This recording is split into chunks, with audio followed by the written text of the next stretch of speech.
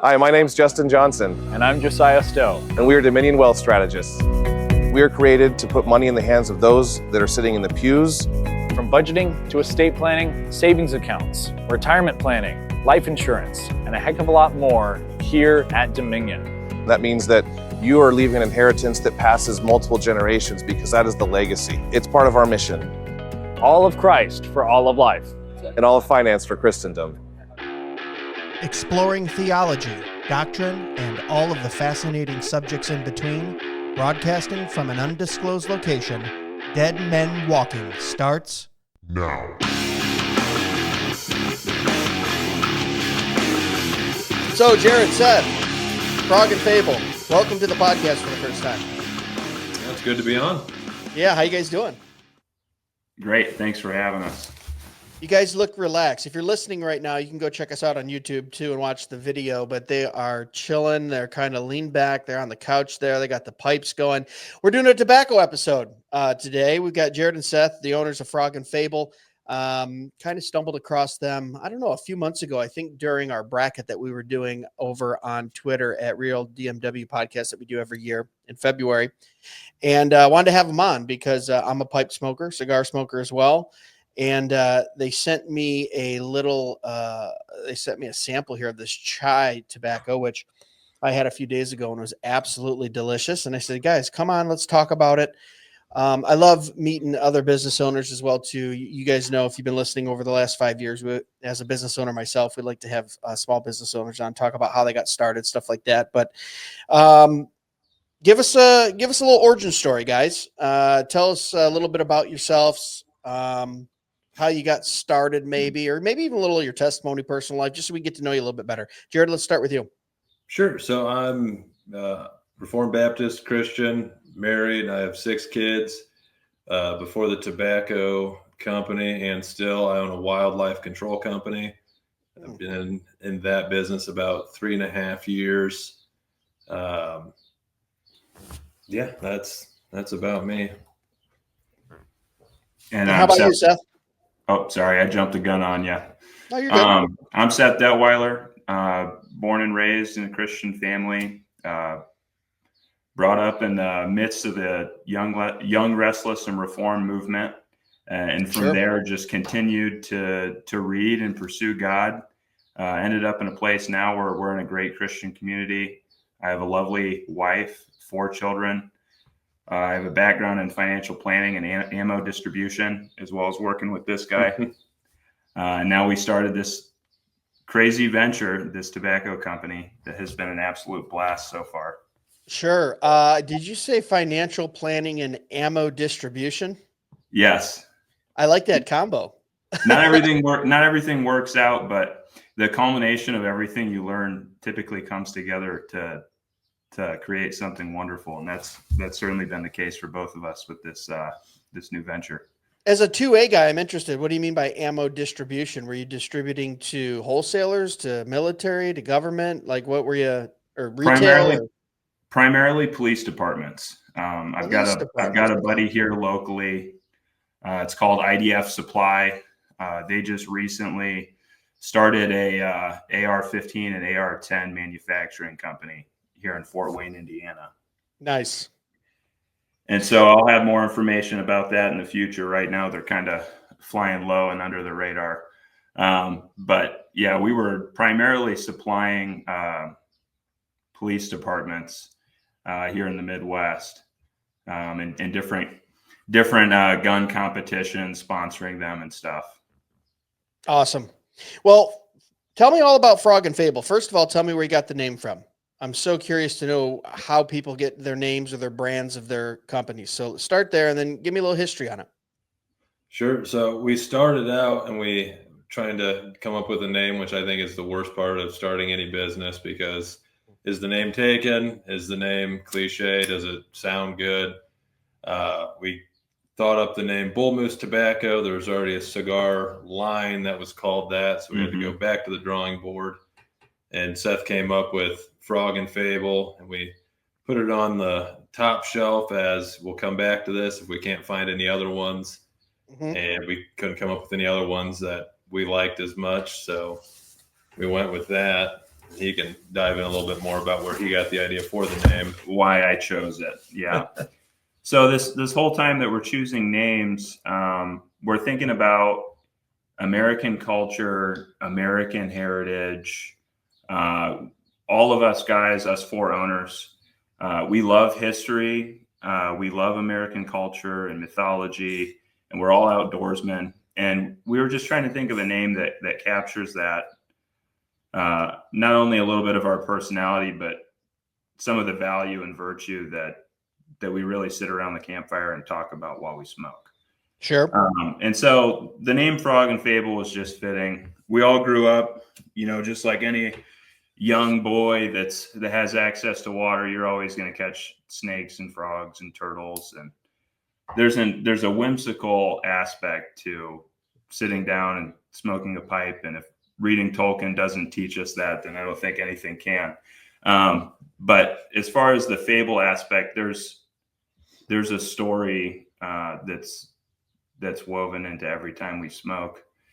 And all the best conversations I've ever had with the guys have always been really late at night, theological conversations, or someone's going through something hard. So you go and you sit with them and you light up and say, "What's going on, man? Just talk to me." So we just kind of wanted a name that would capture all that. There was a children's book or something that had a frog and a turtle, and I think when I saw some of your branding, it kind of reminded me of that a little bit. And I thought at first, and I can't remember it was a very popular. Is it Frog and Toad? I think it is. Yeah. Yep. Okay, that's what it was. Not turtle. It was a toad. Frog and Toad. Yeah, and I was like, I wonder if that has something to do with it, because I didn't know, like, a lot of people knew about that. I didn't know it was that popular until I started looking into it. I just thought as a kid it was just a book I had on my shelf, Yeah, I had one of those books too. Yep. For those listening and not watching, we've all got the pipes going here, so you'll be hearing lighters going and a little bit of puffing going on too. Yeah, so this is your chai. So tell me a little bit about the process here. Because I'm more of I just started into pipes about 2 years ago. I would say I'm still wading into the shallow waters. I know enough to make me dangerous, kind of like a salesman. Right. But probably know a little bit more about cigars. But why did you go into tobacco for pipes? Did you just see it in that space there needed to be quality tobacco, or was this a passion? And then two, give me a little bit about how you even pick what type of leaf you're going to use or flavors or anything like that. I'm always interested to know that kind of stuff. So with how we got into it, I had thought for some time, it'd be a fun idea to maybe do this themed pipe tobacco and kind of shelf that idea because my business is already busy enough. And then Seth, 3 or 4 weeks later, was like, "Hey, it'd be so crazy that we started a pipe tobacco company." And I was like, "No, we're doing it now. Like, if you're also willing to do it, we're just going to do it." Yeah. And that was during the time that one of the biggest companies that produces pipe tobacco, probably the biggest in America, was closing down, which we didn't know when we started, which has left a void in the market and has made it very beneficial to us. Sure. It just came together like that. And yeah. Both Sutliff and McBaron, that were providing a massive part of the American market's pipe tobacco, were shutting down at the time that we were having conversations about, I think this is the direction that we should take our passion project. We had been wanting to start a business together for a while. He already had his wildlife service company, which we'll talk about a little bit later. But he was like, "I did really good this last year. I really want to start something with you." And I was like, "We should just do pipe tobacco. We're always messing around with this stuff. It makes complete sense." And then the more we just started looking into it and doing research, we're like, oh my gosh, there's like a gigantic void in this market because these European monopolies that own the entirety of the market have bought yet again another company that's over 150 years old in the American market. And now there's no one to fulfill these contracts and serve the customer base that loves this hobby. So let me ask you this: is it kind of like the cigar industry where you might be looking at 100 different labels of 100 different cigars, and like 2 or 3 companies basically own all of them? Oh yeah, 100%. Okay, and a so lot of those companies that own the cigars that you're talking about also own those pipe tobacco companies, yeah, it or the makes sense. brands, the lines, whatever you want to call it. It's all coming from the same companies. So do you guys import the tobacco, or do you? I mean, either imported or you're not growing it yourself. So I'm gathering as a new startup. But Right. are you doing anything with profiles or flavoring or anything like that yourselves? Or are you just handpicking what you want to sell? So hand picking, but also that most of what we're going to be using in the blends will be coming from American farmers. Things like Latakia, Orientals, those kinds of things. They just have to be imported until we get to a point where we can buy a farm in Turkey or India or Yeah. something like that. Yeah. No, great Interesting. question. How long have you guys been doing this? When did Frog and Fable start? 3 months ago. Yep. Oh, so you guys are new. Yeah. Yes, we are new, moving very quickly because the demand is there and all the conditions were right. Mhm. And a topic that just keeps coming up over and over again. The only thing that a man can profit himself is his sin. Everything else is the providence in the hand of God. And every decision that we've made in this business, we've been in the right place at the right time. And it has been with overwhelming blessing, with the right connections, and exactly what was needed at the time that it needed to happen. And there's just really no other way to put it other than that the wind is in our sails, and we're doing everything we can to grow this responsibly and make something that's great that people love. Yeah, guys, and if you're listening, we'll obviously link these guys up. If you're listening to this right now, watching it, wherever it's at, it's going to have a link in the description. You can click through, check them out on their website or wherever you can get their products. So don't worry about that. All right, I want some fun questions here because I'm always interested.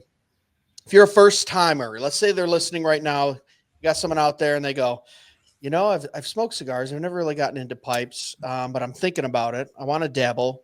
Frog and Fable has now convinced me. One, what's a good go-to pipe, maybe style or brand that you guys prefer that maybe won't break the bank, but someone who's just trying it out? And then 2, what type of tobacco would you recommend to a first time? So until our launch, when we have our tobacco out there for everyone, then I would say us. Until then, pipe wise, if you just want something ultra cheap that you can test it out, test the water, see what you like. Missouri Meerschaum makes really affordable pipes in the $20, $30, $40 range. Those are corn cob. And then moving into, briar pipes, those kinds of things. Who would you suggest? So for briar, you could get one of Chris Morgan's Bones line for briar pipes. They're made in Italy.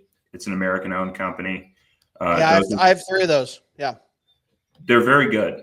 They're very good. The price point's great. If you're just getting started and you don't want to break the bank and you just want to try a couple things, buy a cheap pipe that's well made. Missouri Meerschaum, Chris Morgan, and then I would try an aromatic,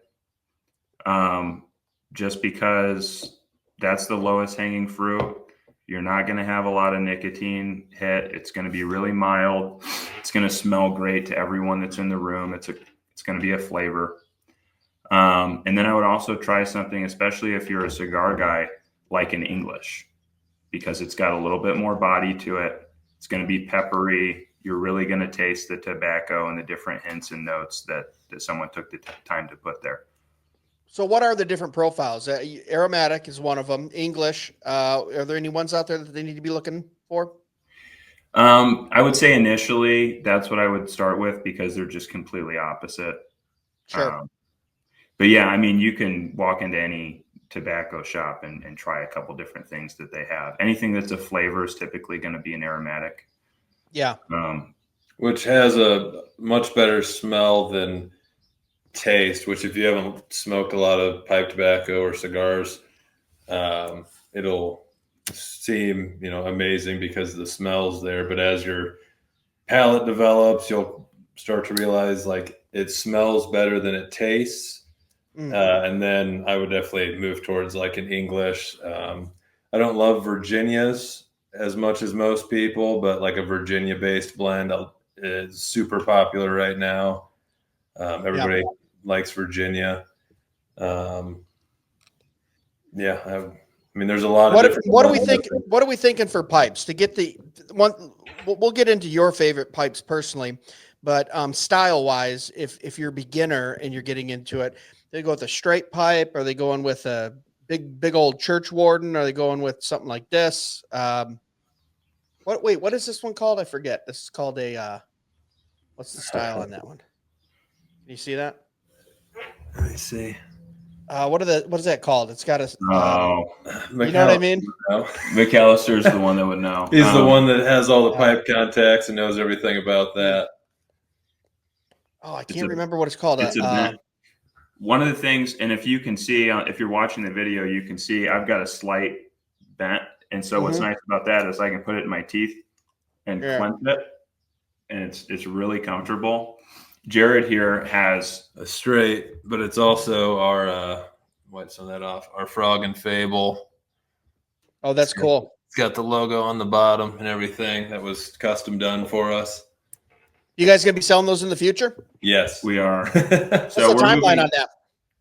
We're moving the website into phase 2 right now, which we'll be starting to put products on it and stuff. And then as we start to produce our tobacco, that'll become available in releases as well. We're kind of planning end of June is when you're going to first start seeing tobacco on our website, as well as the other products will be made available.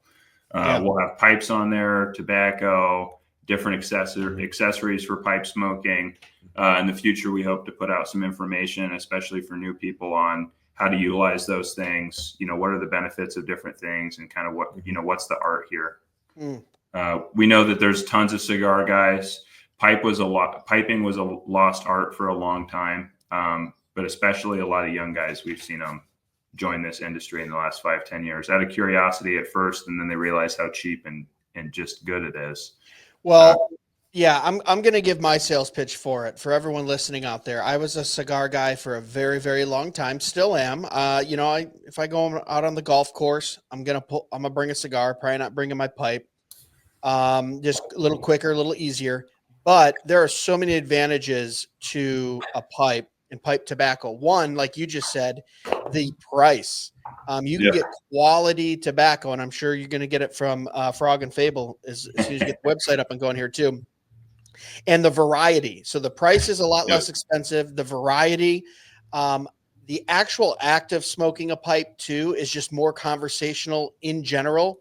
For me, I'm a drummer and a tapper and a fidgeter, and it kind of calms me down because it gives me something to do with my hands. I'm tapping, I'm filling, I'm emptying, I'm refilling, right? And you're kind of using it as part of a conversation piece. I found that pretty awesome as well too. And then of course, just to be able to get into a pipe as a tool and seeing that you can have different types of smokes in the way they taste, in the way the kind of the smoke, comes off of it, between, like I said, a straight pipe or a church warden or all these different ones.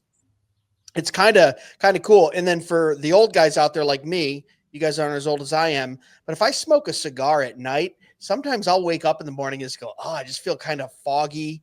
You know what I mean? It was very heavy, and I like Maduros. I like something dark, wet, punch me in the throat type, but it's much, even if you get a darker, richer pipe tobacco, I feel like I can smoke a couple bowls of that and man, no effect the next day.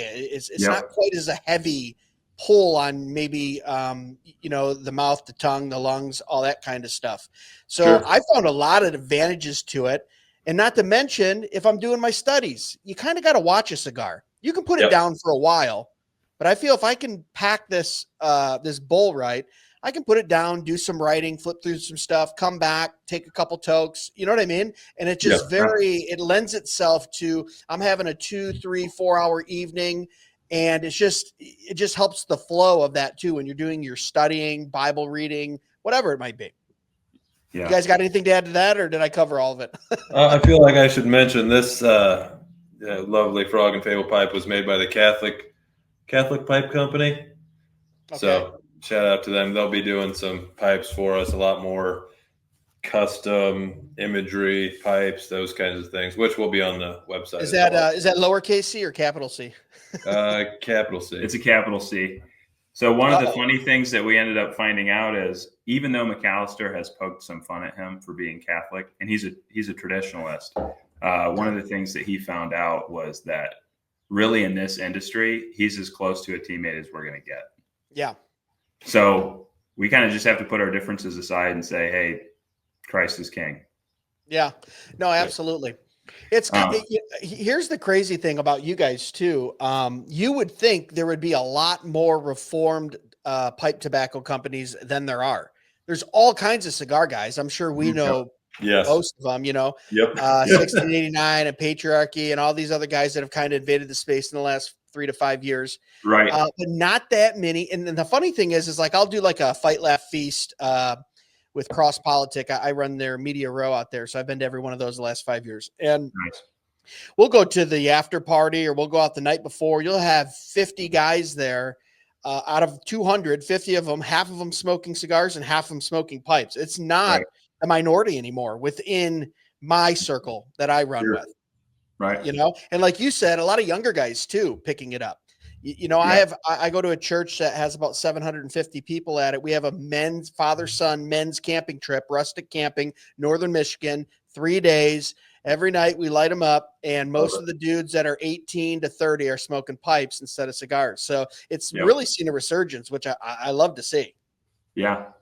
And if you don't mind me circling back, Sure. You're 100% right about someone that fidgets smoking a pipe. There's a liturgy to smoking a pipe. A liturgy. I like that. Yeah.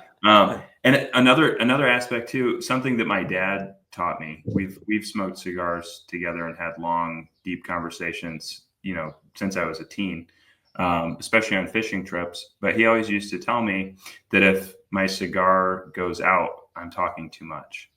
And if mine is the furthest smoked, I'm not talking enough. And so there's an aspect of smoking a pipe that it makes you slow down and listen. And it kind of takes the edge off a little bit. Yeah, which I need, because personally I do find myself being the person talking in the conversation, right? For crying out loud, I host a podcast just because of that too. And sometimes it's even hard for me to stop and wait and listen to the guests to say what they're saying because something has popped into my head. But it really does regulate. It just kind of slows everything down and kind of regulates. And it's fun too. I mean, it's so cool to kind of get into something, right? Whether it's a hobby or something specific. And cigars, of course, yes, you can get into that, but there's accessories with pipe smoking. There's, like I said, the types of tobacco are limitless. I'm really looking forward to seeing what you guys are offering, just so I can buy a bunch of it.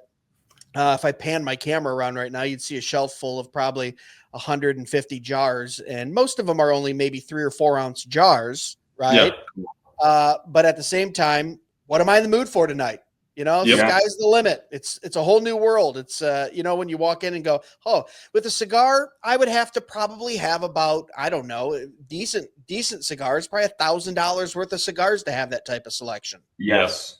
I think I may have $200 worth of tobacco in that room. Exactly. You know what I mean?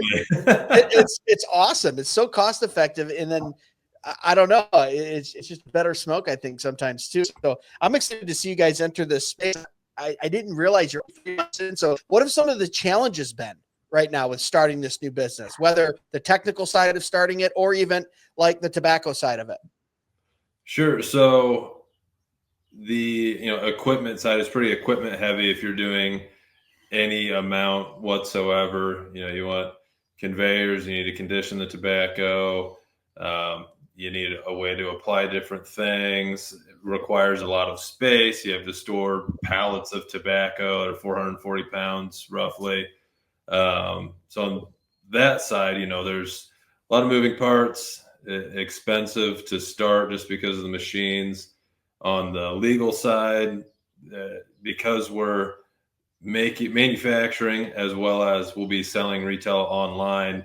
There's a list of certificates and permits and that kind of thing with different entities in the government that we have to make sure, done perfectly so they don't have any problem with us, which is a process. So it's definitely not the easiest thing to get into, for sure. You mind if I hop in? Yeah. So just to clarify a couple things, if you look at our social media, it will look as if we are branded as a boutique blender, that we're primarily blending tobacco. Well, we're branded like that for a reason. We know a lot of people in this space on the retail, distribution, and manufacturing side, and we befriended them. And we are going to be making a lot of house blends for cigar shops. We're going to be making the household names that those two old American companies, they were producing all of their stuff. We're in talks right now about potentially handling the contracts for those household names and making their tobacco for them. Awesome. That's how much of a void there is in the market. And so even though we're branded as a boutique blender or a house blender, really what we're doing on the back end is we're a processor. We're a manufacturer of tobacco. We're processing both cigar filler and pipe tobacco. We're processing wrapper leaf that we're exporting.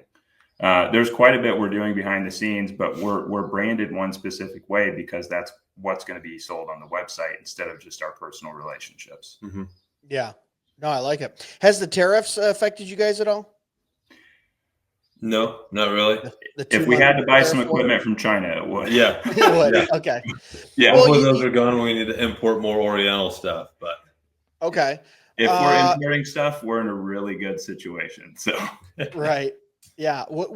If you don't mind me asking, I don't know if it's a trade secret or not, but what part of the world are you getting most of your tobacco from, or what do you find is the most popular or in demand?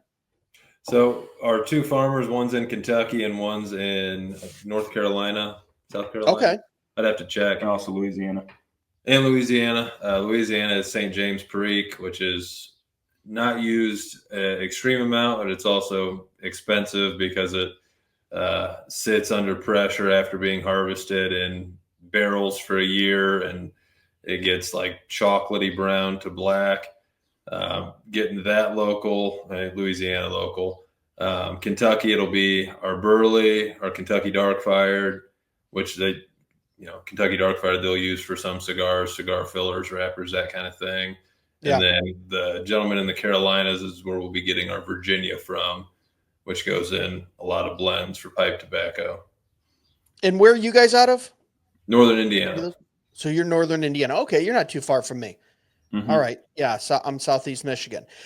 So you were talking, you made it sound like, hey, we were just talking one day and we said, hey, let's start a tobacco company. I feel like there's got to be a little more preparation than that. So you're talking about, we're talking, no, he said no. Yeah. But I mean, that's the question I wanted to ask. Did you guys just jump right in the deep end and go, let's figure this out as we go? Or was there some like, well, let's explore, see what's involved governmental wise and importing and this and that and whatever the regulations are? Or was it like, yeah, that sounds awesome. We smoke pipes anyway. Let's just figure it out as we go. Like, what was the process there? We just decided to do it. I mean, and then as we got into it, we went, oh, okay, so here's the boxes that we have to check moving forward. That seems feasible. Let's just keep going forward. And then we'd have people reach out and we're like, oh, this is going to be like a legitimate company, not a small time thing. We've got people reaching out about processing and this and that. Yeah. It very quickly became, this is going to be a lot bigger than we had originally anticipated. But yeah, originally we were just, all right, we're going to do this all the way. Wow. Yeah, so. That's pretty, that's crazy. Especially in a regulated, such a heavily regulated business like that. It's not like you're like, hey, let's, let's sell lemonade. No. Yeah. I tend to, as my wife would attest to, if I see that it can, produce good income for my family and then other people as well that are involved, I Yeah, high risk, high reward. I'm willing to work it out and make it happen. Yeah. Yeah, let's figure it out, huh? All right, so what are your guys' favorite tobacco and favorite pipes to smoke out of? What's your go-to? I have a meerschaum pipe that I had done, which all the meerschaum pipes come out of Turkey, but it's a monster pipe, but it's hand carved over there, and it looks like a dwarf face head out of Lord of the Rings. It's beautiful, but that would be my favorite to smoke. The meerschaum stays cool more so than briar, and it's also like it's the best talking piece that you can have when you show up with that. People are like, "Oh, what is that?" Right. And how about what type of tobacco what's your go-to? I like Englishes. I feel like they have a lot more going on in them than Yeah. other blends. One that I'm enjoying right now is a Fibonacci sequence from Watch City Pipe and Cigars. Okay. The gentleman that Seth has befriended, he's the main blender at that facility, or that shop, I should say, and he's a good Boston guy. 100% Boston. 100% Boston. Yeah, Boston. So Ernie Quintiliani. Yep. He is Yeah. he is the blender at Watch City Cigar. He's pretty widely regarded as the most talented boutique pipe tobacco blender in the nation. Okay. And we just flew our blender, one of our 4 owners, out, and he hung out with him 2 Fridays ago. He spent the whole day with them. So we have a really close relationship with Ernie. We're hoping to collaborate with him in the future.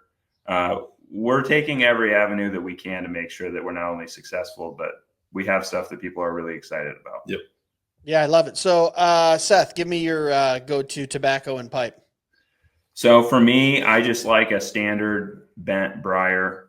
All the pipes that I've ever bought have been from estate sales or antique shops. I've never went really crazy whole hog on buying pipes. But if there's aged tobacco, I'll go crazy for that. I love Vapors, which is a Virginia Perique blend. In English is a Virginia Latakia blend. So the Latakia is really smoky. It's really spicy. It has a bunch of different herbs and spices that it's typically smoked in a low fire for months on end over in the East. And then that's sent over here, and you mix it with your Virginia that's citrusy and grassy and has high airy notes, and you mix them together, and it's just a beautiful combination. Yeah. Perique is more on the spicy end, or it can be like raisins and plums and chocolate. And so when you mix those two combinations together, that's really where I think the tobacco is accented the best. Wow. Yeah. All right. So as we wrap this up here and we start to wind this down, you're 3 months in. What's the timeline for listeners right now who go, these guys sound interesting. Their tobacco sounds awesome. Yep. Either I'm smoking right now or I want to get into it. What's the timeline before we can start clicking through the website and ordering some of your tobacco and or pipes? Are those two timelines different? They will most likely coincide. The pipes might be up beforehand, but end of June is when we're planning to launch. And then in the fall is when we'll have more, a harder launch because we'll have our crop of tobacco from this year. So we don't have to use stuff that we've already acquired. So it'll only get better from June. Well, this is fun. So this is on the Dead Men Walking podcast. You heard Jared and Seth, both up and comers, Frog and Fable, going to be $1 billion industry within 3 years. They're going to take over the tobacco industry by storm. And you heard them here first on Dead Men Walking podcast. I love it. Yeah, that's the goal. Hey, offline, we're going to have to connect because I've got some probably connections you might know of, you might not, but I've got some ideas where I could send you to where it might work out for you guys too, since you're in the beginning stages of this. But man, I love to see brothers in the Lord building something, you know what I mean, for the kingdom and just kind of doing their thing and doing something that they're passionate about. Like I said, I found pipe smoking a few years ago. It was kind of like when I made my switch from bourbon to scotch. And I was like, why have I been drinking bourbon my whole life when there was scotch? Nothing against bourbon, but the funny story there was, I started drinking bourbon and I said, it's too sweet. And my buddy said, oh, you need to get rye bourbon. So then I get rye bourbon. I go, yeah, but it doesn't taste like bark or something enough. He goes, you want bark? You must like scotch. I go, I've never had it. And then he gave me a nice peat scotch. And I went, oh, wow. Yeah, this is what I've been looking for. Yep. And I just attribute it to Maduro cigars and scotch because all my taste buds are dead and I have to resuscitate them with. Yeah, sure. I'm the same way. If something's really sweet, I'm kind of like, I don't like this. Although I don't mind a little sweet though, right? I mean, a little sweet's good. A little bit's fine, but yeah. Although I will say, for those of you who struggle with darker tobaccos, a coffee that has a little bit extra cream and sugar in it, yes, will make that cigar or that pipe tobacco pop in a way that you thought you'd never be able to enjoy it. That is hilarious. Well, not hilarious, but you're exactly right, Seth. Because I'll sit on my back deck at like 8 o'clock at night, sun going down, kind of this time of the year in the Midwest, and I'll do a cold coffee actually with heavy whip in it, no sugar, don't need any of that, with a Maduro cigar or a heavier tobacco, and boy, does that balance out nice, doesn't it? It's perfect. It's the best. I'm about to go have one. I'm just talking myself into it right on the podcast. All right, fellas, we're going to wrap up here. Give us the final word. Shout out where people can find you. We'll make sure it's linked up as well, too, so they can click through if it's just social medias or whatever right now. Sure. But we want to make sure people can find you for this spectacular year coming up you guys are going to have. Yeah, absolutely. So Facebook, it's Frog and Fable. The website is Frog N Fable. So Frog, the letter N, Fable.com. Nice. So is the Instagram. Yep. So is the Instagram. On a side note, with the wildlife company, we are potentially franchising in 2 new states. So if anybody has a, background in construction, wants to start their own company with something that also grows incredibly fast, they can find me on drakeswildlife.com as well. Okay. Perfect. That'll all be clickable, guys, for you listening or watching. Jared, Seth, thanks so much for taking some time and sitting down with us and talking tobacco. Absolutely. It was good to be on. And thank you.